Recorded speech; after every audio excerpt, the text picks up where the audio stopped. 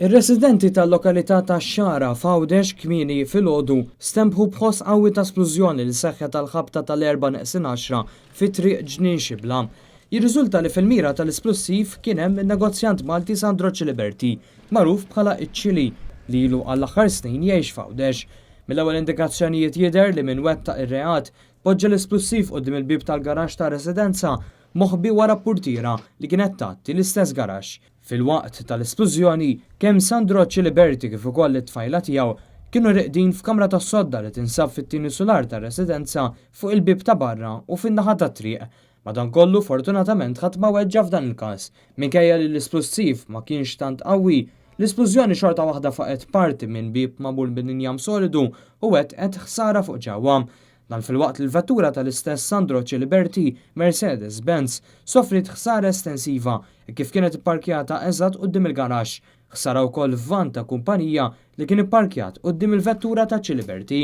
Anke numru ta' residenti fil-madwar sofrew xi ħsara, fost l-oħrajn billi l-isplużjoni kisret ħġieġ ta' numru ta' galleriji u twieqin. Fuq il-post waslu l-Pulizija mid-Distrett tar-Raba ta' Għawdex, kif ukoll uffiċjali mid-Dipartiment tal-Protezzjoni Ċivili, il-Bomb Disposal Unit tal-Forzi Armati ta' Malta, kif ukoll l-esperti tal-forensika li għal ħin twil fiċċew għal xi dettalji li setgħu jagħtu ħiel ta' dak li seħħ.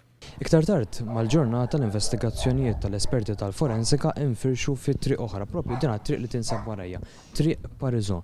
Dan għaliex instabet ħofra fil-bankina illi u maħsub li ġiet ikkawżata minn biċċiet tal-ħadid illi taru mal-esplużjoni li seħħet quddiem ir-residenza tal-familja Ciliberti.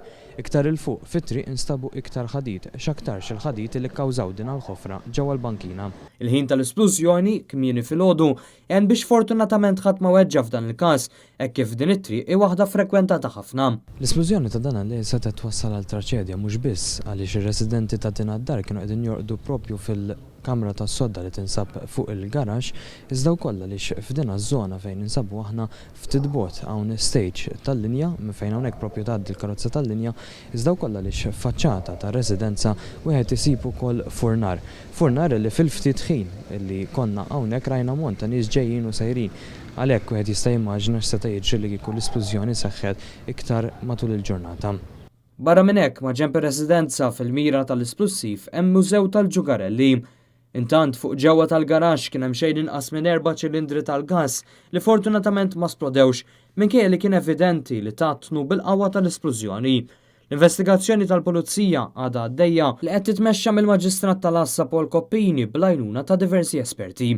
It-tama li kameras tas-sigurtà mal-faċċata tar-residenza fejn jgħix Sandro Ciliberti jagħtu ħiel ta' min se tappoġġja l-esplussiv.